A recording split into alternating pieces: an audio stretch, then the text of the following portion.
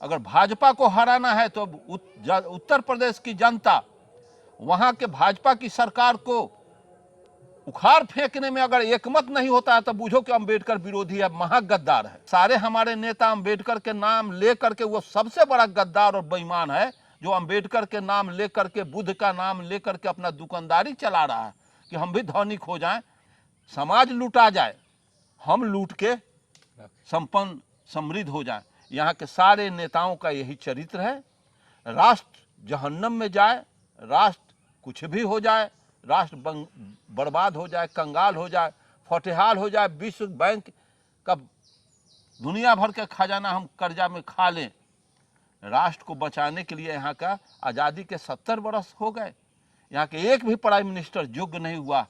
इससे पहले 2 वर्ष बाद में चीन आज़ाद हुआ, चीन में ईमानदार नेता माओ से तुंग चाउलाई हुआ, चीन आज दुनिया का सुपर पावर बन गया। और उससे 2 वर्ष पहले भारत आज़ाद हुआ, चीन के पसंगा में इसका विकास हुआ।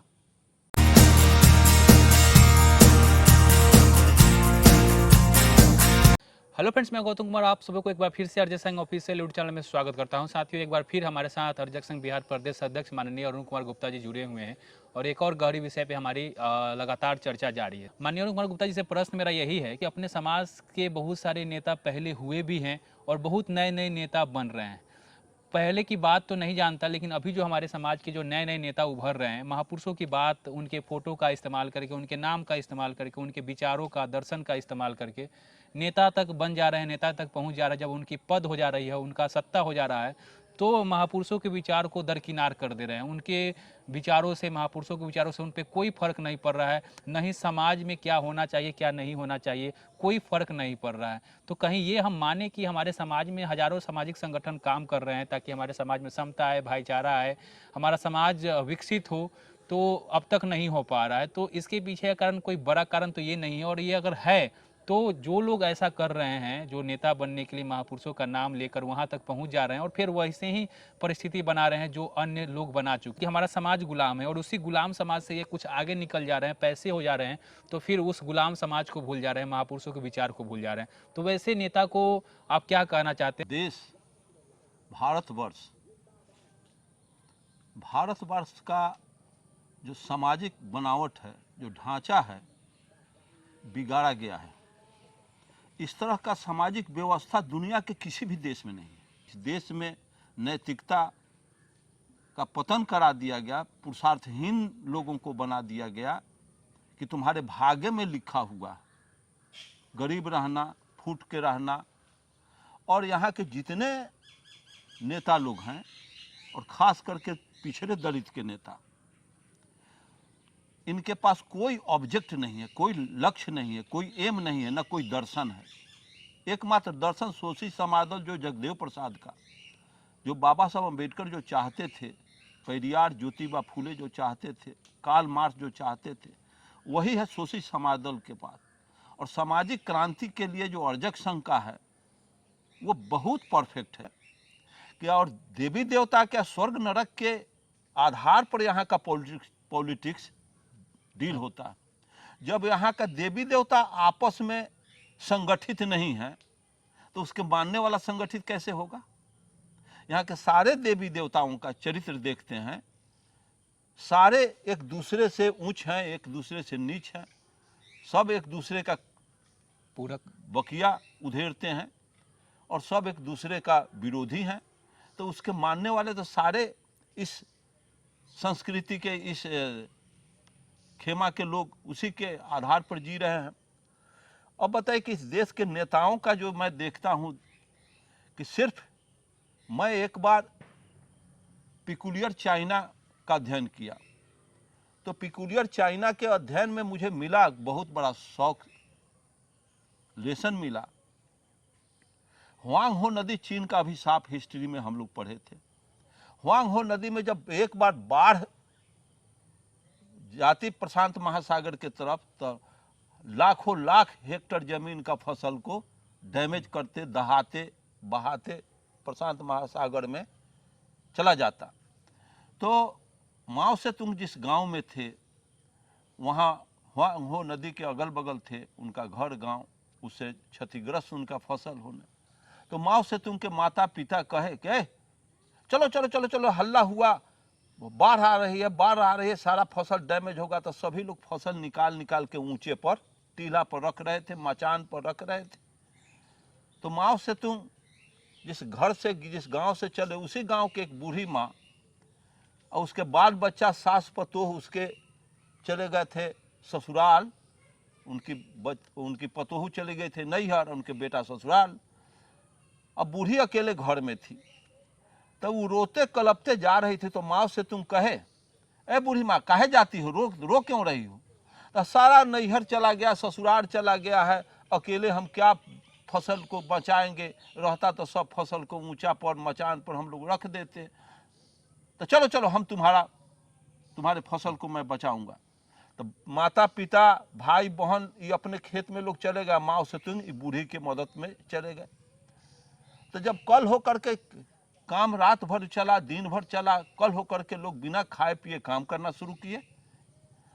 तो कल होकर माँ से तुम जब अपने घर गए तो उनकी माँ और उनके पिता कहने लगे क्या जाओ भागो, काम करने में चला गया दूसरा का काम करने, और तुम चला आया यहाँ खाने, जाओ जिसका काम किया, जिसके यहाँ काम किया वहाँ खाओ।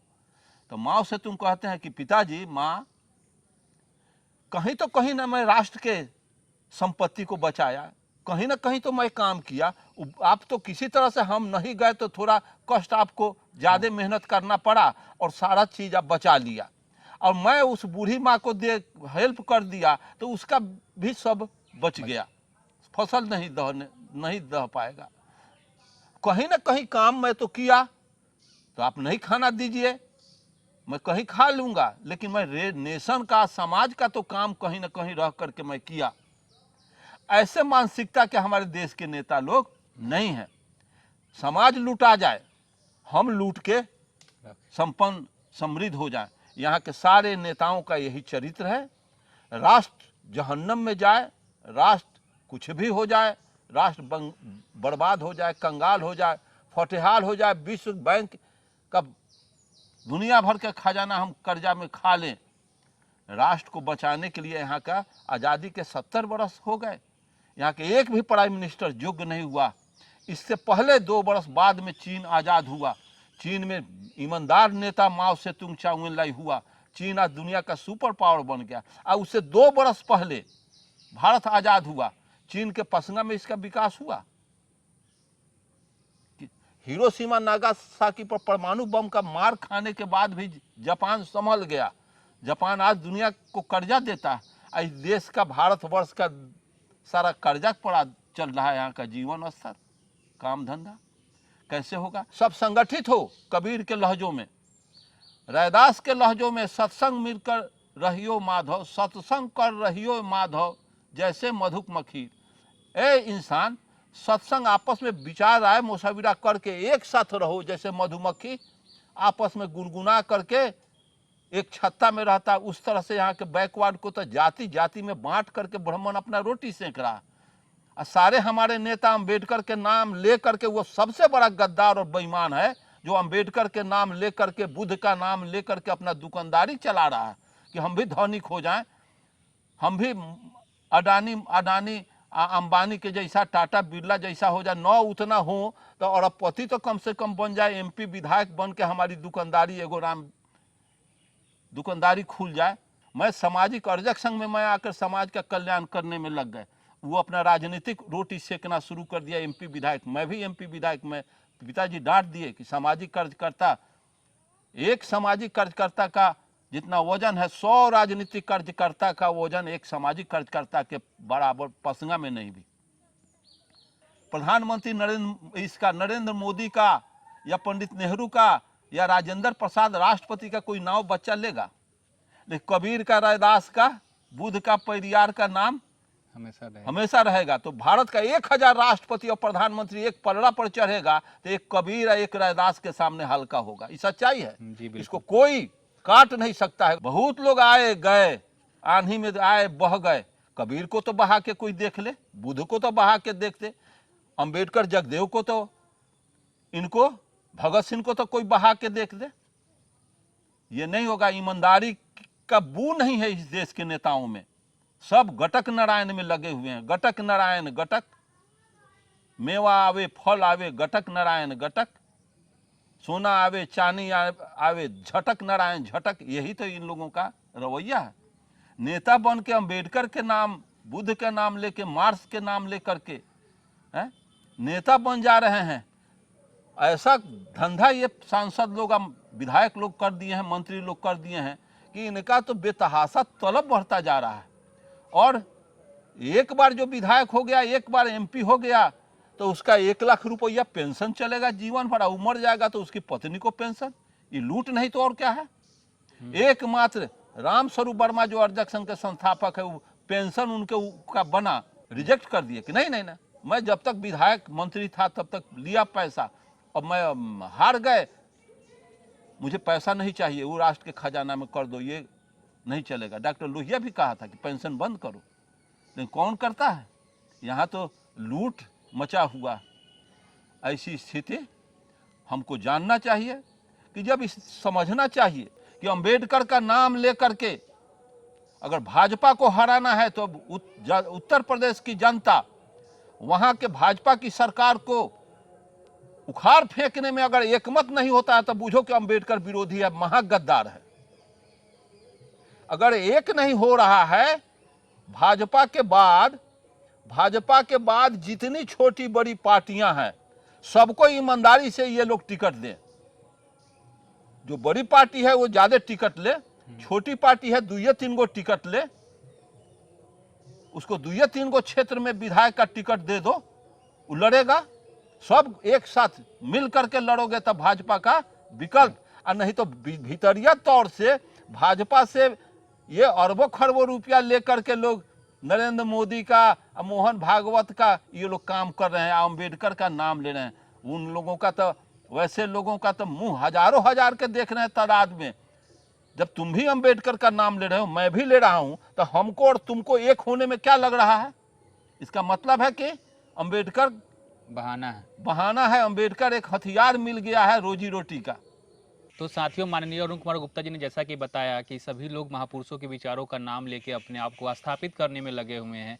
अंबेडकर साहब एक बहाना है, उनके नाम को लेकर उनको हथियार बनाकर अपने आप को स्थापित कर रहे हैं। उसके बाद समाज भार में जाए, अर्थव्यवस्था भार में जाए, लोग भार में जाए, ये इसी मानसिकता को बदलना पड़ेगा। और इन लोगों की मानसिकता हम लोगों के कारण बनती है, तो आप लोग भी इस चीज़ को समझे, वैसे उम्मीदवार को वोट दे दो, अपने समाज महापुरुषों के विचार को आगे लेकर जा सके। ऐसे ही वीडियो के लिए आप मेरे अर्जक संघ ऑफिशियल यूट्यूब चैनल को सब्सक्राइब करें। मिलते हैं अगले वीडियो, तब तक आप अपने परिवार का ख्याल रखें। जय अर्जक।